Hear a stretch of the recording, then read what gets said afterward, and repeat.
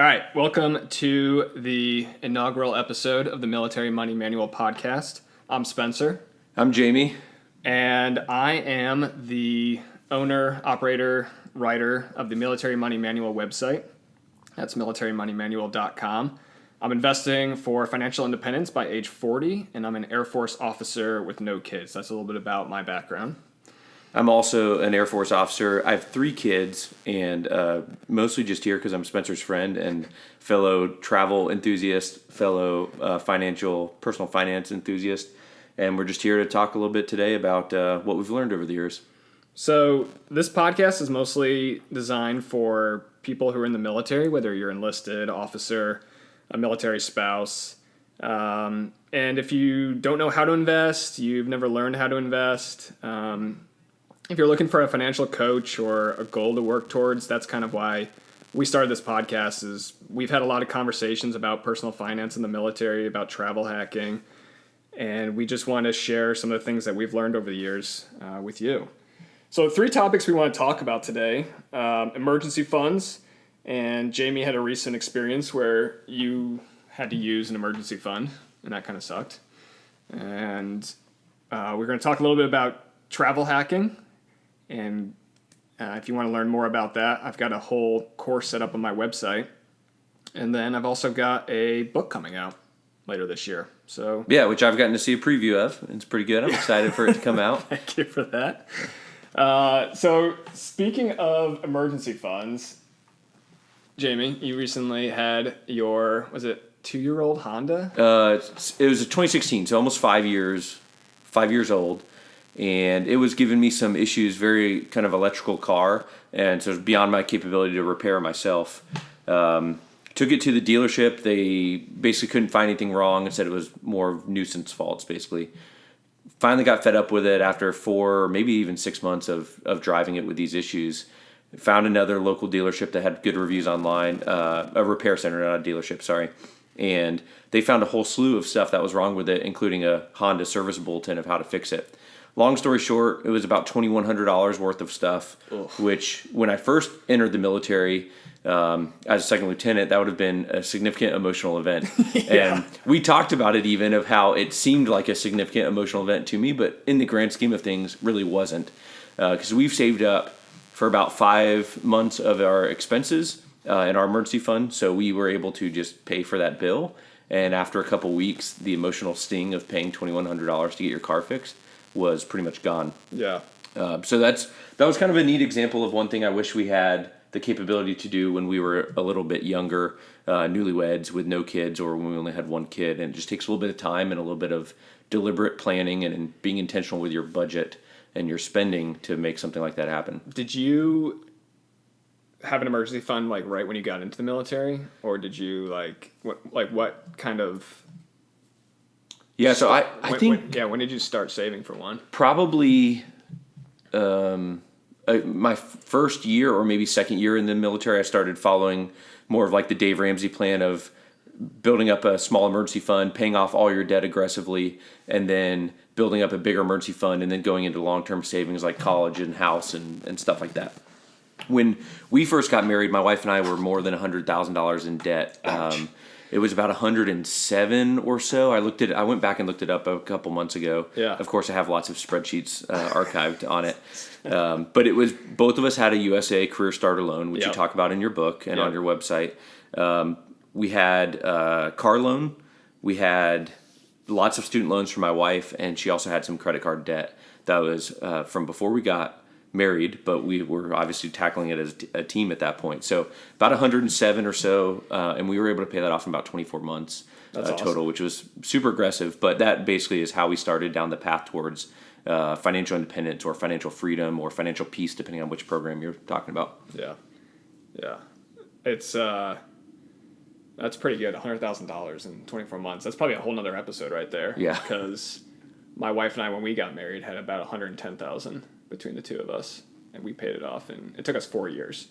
She actually paid hers off in a year by like living at home with her parents and just not going out. Yeah, just smashing it. It sometimes takes an aggressive mindset, and just focus of this is my goal and we're going all in to get rid of this. Yeah. And once we had the ability to control where our money went, it was very freeing. Yeah. And then looking back on it now and saying that we, have emergency funds saved up, we saved up for vacations, which we'll talk about a little bit more in a second, but we've determined where our money goes instead of the Toyota financing department and whatever else, student loans determining where our budget goes. Yeah, it's so liberating when you finally are debt free and you get to decide where every dollar goes. Exactly. And that's something that is just like, it's amazing because instead of like, I got to make these payments, you got to pay rent, you got to pay your mortgage, you still got to pay wherever you live. But you're not paying like for a choice that you made years ago, right? Like you get to make new choices now. Yeah. So that's pretty cool. Yeah.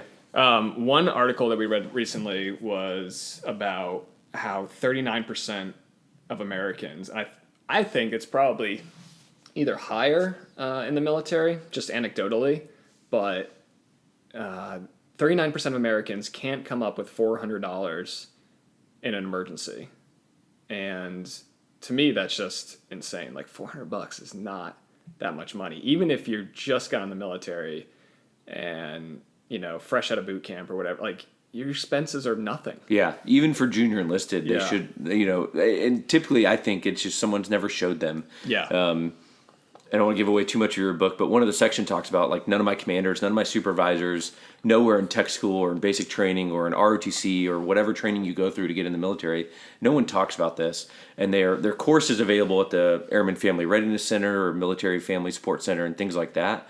But you have to go seeking out. So you have to have someone to nudge you, whether it's a friend or a supervisor, to kind of show you that this is something you should care about. And it's, even if it's a selfish motivation, if I want my life to be better in 10 years, then that's okay, but do something. But $400 isn't much. And so I think if most people haven't been able to cover those kind of expenses and no one's ever showed them, their parents probably didn't set a great example for them, and then no one in the military teaches that. Yeah, I mean, well, like everything in the military, right? Like if someone can't do a task, it's because they didn't have good training. Yeah.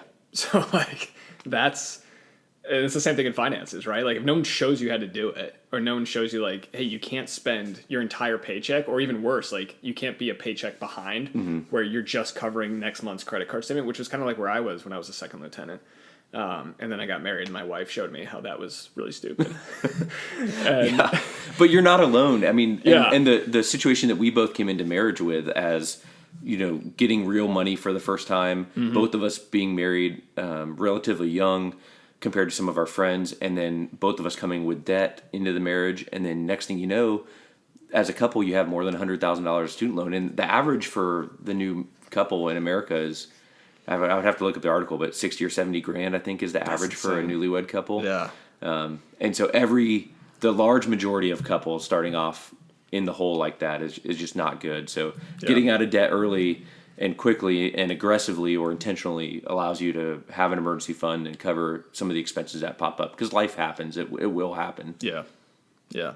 One thing I will say, though, is that like once you kind of have the financial foundation built, it's something that I've seen over the last couple of years is like as my income has increased, as I spend, more time in the military and the time and grade increases go up and the promotions happen, my wife makes more money, is that it's still good to have like cash immediately available, but like the amount of cash, like I've gotten to the point now where like we basically just leave $10,000 in our checking account and it just kind of floats, like we don't have a specific like emergency fund set aside, but we just keep enough cash on hand that we could cover something if we need to.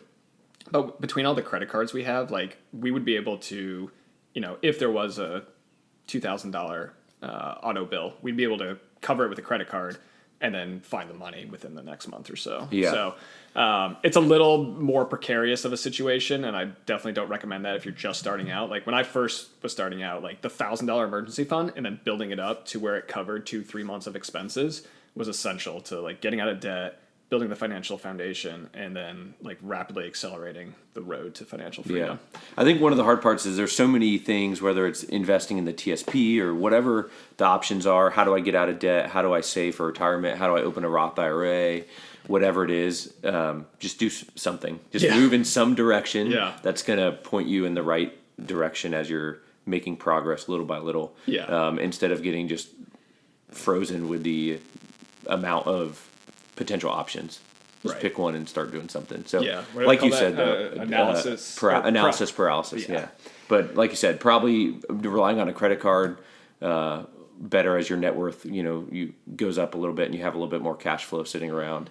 But it gives a real peace of mind too for some people to just have some cash sitting ready to go. Definitely. Yeah. Cool. Well, thanks for sharing that story. So one of the other topics I wanted to talk about today was travel hacking and the trip that we just got to do together with our spouses. Amazing. So if you want to talk about that for a minute and just like where we went and how we were able to do it. Yeah. It was great. Maybe you can say how you guys booked it and we'll say how we booked it. Okay. Yeah, absolutely. So my wife and I have a fair share of credit cards. We're not quite at Spencer's level, but we've accumulated a little bit of Amex points. We have some Chase points, some Citi points. But basically what we found is we live in Hawaii right now. We're both stationed here. And we found a deal where the Four Seasons Resort in Lanai, which was recently voted, again, the #1 hotel in America. Yep. And they had like 3 different number ones. It was like #1 beach resort, #1 hotel. I forget the whole list of awards they just got again. But the Four Seasons Resort in Lanai was an incredible trip. We found it. We booked it through the American Express Travel and the Fine Hotel and Resorts program, which came with some extra fringe benefits like $100 credit, free breakfast for both of us, early check-in, late check-out, upgrade of room type if available, things like that. So we basically booked it, and right now they're running a promotion as well where the private or semi-private airfare was included. So we got in a small 6-person plane, and it was just you and your wife and me and my wife. Yeah. And we showed up 30 minutes prior to takeoff, and 10 minutes later, we were airborne. I think it was very quick, very smooth. They flew us right over to the airport in Lanai, got on a shuttle bus, drove us to the airport, and they let us check in at 9:30. We ended up doing a 2-night stay there, but we checked in so early and checked out at 4 p.m., where we really had a solid 3 full days there. Like I mentioned, we had booked through the Amex Travel portal, and we have a significant amount of Amex points, not quite Spencer's level, but we ended up choosing to do half cash, and half Amex points. So we basically got a 50% discount, if you will. Yeah. Yeah. The Amex Fine Hotels and Resort card, that was my first time using it. Yeah, same for me. And that's a benefit that comes with the Amex Platinum card, which normally has a $550 fee, but for military service members and their spouses, under the Military Lending Act or MLA law, the fees Amex completely waives the annual fees, which is just insane. And my wife and I each have one. I think you guys have a handful of them. Yeah, so I have, I think, about 6 because I've kind of gone down the road of upgrading the lower tier, like the Amex Gold and the Amex Green cards. And then my wife has a couple Platinums as well. But, I mean, the benefit was, they let us check in at 9:30 in the morning. Yeah. And from the time we got to you guys got to the hangar at 8:30, and we were checked in at 9:30. So that's checked into the hotel. Yeah, checked into the hotel. Yeah. So that's walking out to the aircraft, taking off, flying over to Lanai, 20-minute shuttle bus, the COVID-19 screening at the airport. At the airport in Lanai, and then we were checked in. We were in our rooms by 9:30. Yeah, it was insane. It was an incredible experience. So yeah, and again, that was made possible. So my wife and I booked it all on Amex membership reward points. She had about 250,000 points. So it's not a great redemption. It's a 1-to-1 where one, or like how I think about it is a 1-to-1. So 1 Amex point is equal to 1 cent worth of travel. And you can get much better redemptions than that. So for instance, I booked ANA, All Nippon Airways, from Honolulu to Tokyo round trip in first class. And we got 10 cents per Amex point for that. That was like a $27,000 ticket or something, right? It was 2 tickets. They were $27,000 round trip in first class, and we paid nothing for it. Yeah. Maybe there was a little bit of taxes and fees. With taxes or something. Yeah, maybe but still, $300. It's a joke how, especially what I found is where I'm starting to develop my game, if you will, is into the international transfer partners and the redemption levels there. Yeah. There's a lot of value there for sure. Tons of value. Yeah. So that's just a little taste of the travel hacking stuff. I've got a full course on my website. You can find it militarymoneymanual.com, and then a little pop-up should pop up there, and you can throw your email address in there. Or you can go to militarymoneymanual.com/UMC3. That's UMC3. It stands for Ultimate Military Credit Cards Course. And it's a free, 100% free 5-day course. Just throw your email address in there, and I'll get you hooked up and explain how to do all of it. But Amex, Chase, Citi, U.S. Bank, they're all waiving annual fees. Yeah, there's a lot of options. I did the course pretty early on, and there's not a lot of spam or anything. No spam, actually. But Spencer he'll send sometimes updates. They're also on the website. There's April 2021. Here are the top cards you should get this month, as well as if you're just starting out, start with these cards and work your way down. But pretty much, as you'll find, the Amex Platinum, Chase Sapphire Reserve are kind of two of the more popular ones.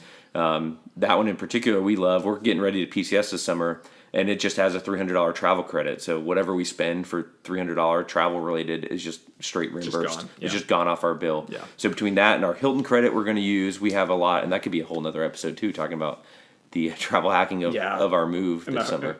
Yeah, that's true. Because you guys are PCSing this summer. Have you opened any cards recently? Not too recently. My latest one was the Amex Green a couple months ago. Oh, yeah. So I got that one, and then planning it after a year to upgrade to another Platinum. Yep. And then before that, I had the Amex Gold, which is kind of similar, but the Amex Gold is great at the commissary. It has great redemption 4% points for grocery stores and restaurants. It's also really good. So I like the Amex Gold features that it almost makes me not want to upgrade to the Platinum, but I also like the Platinum value as well. So. Yeah. I was kind of torn too, because I use the Gold daily. So when it came time for the 1 year mark, it was painful to actually upgrade the Gold to the Platinum. But once that's gone, you're allowed to open up another Amex Gold. Yeah. So that's what I ended up doing. Yeah, lots of options. And again, it's a maybe more advanced thing to get 19 platinum cards or wherever. But if you're just starting out and you start with one, and it's on the website, Spencer walks through, start with one from USA or Navy Fed or something like that. Yeah. And they'll typically give younger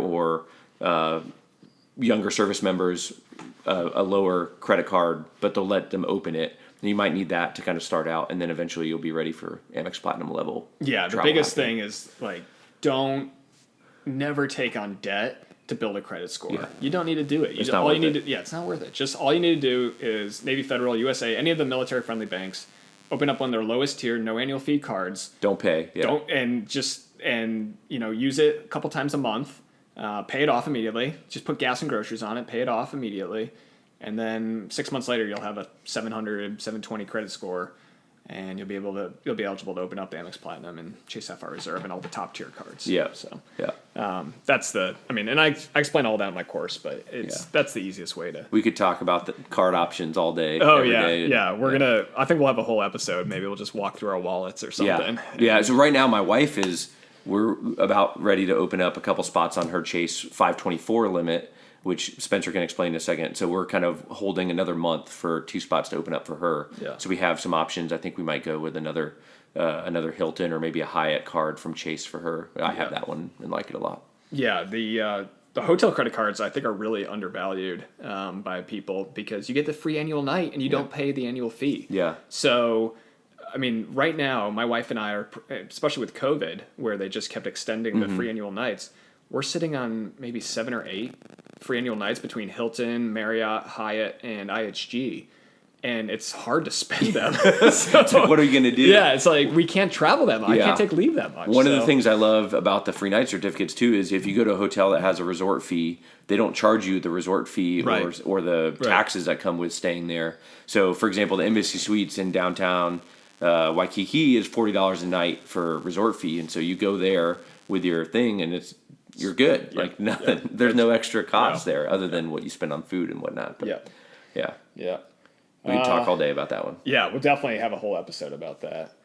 Okay, so last thing I wanted to touch on today was I got this new book coming out. It's called The Military Money Manual, Practical Guide to Financial Freedom. And it's basically the book that I wish someone had handed to me my first day in the military, or even before that when I was in ROTC. Yeah. Which I probably wouldn't have gotten it completely because you're not used to getting that paycheck. But it's like for myself, I didn't start investing in the TSP until I was in for about 4 years. And it was different back then because we didn't have BRS, right? The blended retirement system where you get the 5% match, which anybody who comes in after 2018 is automatically in that system. And if you got into the military before then, there was an opportunity to opt in, and some guys did, but most people didn't. But the TSP, I mean, it's a fantastic retirement program, and nobody explained it to me. I thought it was a bad deal, and I didn't realize that all it is it's index fund investing. Yeah. Well, we're triggered to think that usually if the government offers something, if the Air Force or military runs something, it's probably not great. That's right. Yeah. But it's really good, low cost, performs well. Yep. And has a different limit of how much you can contribute each year compared to a Roth IRA. And so you can really stock a lot of money away and set yourself up with very low cost investing. If you only did the TSP and nothing else, you'd be ahead of probably 90% of Americans or more. Solidly. Yeah. 90%, definitely. So, so I talk about, the TSP, I talk about the BRS. I just talk about how to like set yourself up for financial freedom in the book.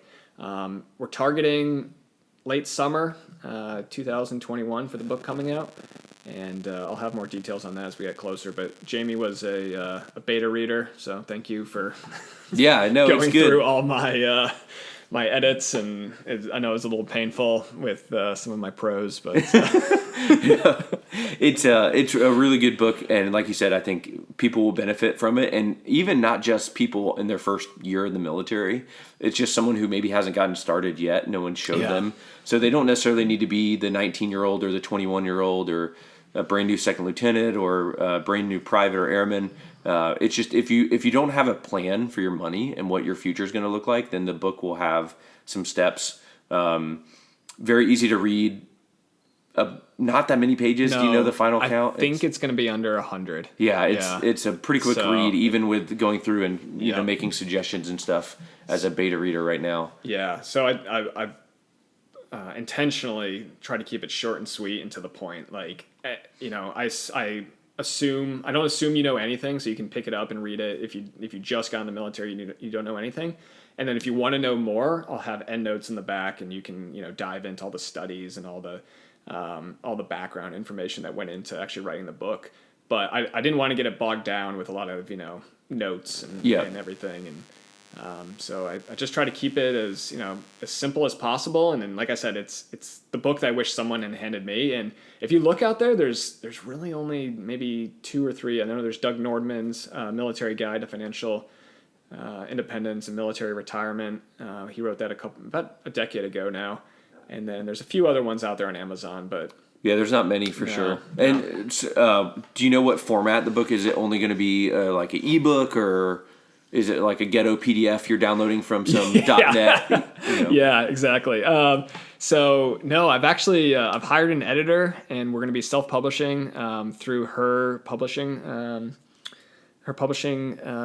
agent, and it's going to be available as an ebook, so you can get it on your Kindle, you can get it on Amazon, you can download it on my website, or you can get a hardcover, and eventually we're going to have soft cover as well. And we've just got some cover mock-ups in, and they look really good. I'll post some of those in the show notes, and you can take a look at those. We just actually had a poll for my audience readers. Yeah, did you get a good response? I did, yeah. Good. So nobody liked, well, not nobody, but it was about 70% for the dark and 30% for the orange color. Yeah. So it looks like the dark color wins. Yeah. And yeah, we're going to get that published here soon. Oh, and it's going to be an audiobook too. Yeah. So I think I sent you the sample for that. And you thought it was Obama reading. Is that the final voice? I think so. Okay. Yeah. It was good. Yeah. It was good. He's easier to listen to than I am. So. Yeah. And the date again for that, you're targeting publishing? August 2021. Okay. Yep. Nice. So we're only a couple months away now. Yeah. So probably by the time you hear this podcast, it's probably going to be out. So. And the title one more time? Military Money Manual, a practical guide to financial freedom. Yeah. And you can find all the details about it at militarymoneymanual.com. And it's also going to be on Amazon, Barnes & Noble, basically anywhere that sells books. Nice. So, that's awesome.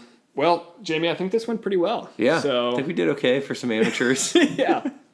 Thank you for hosting us in your living room, which has been torn apart due to PCS.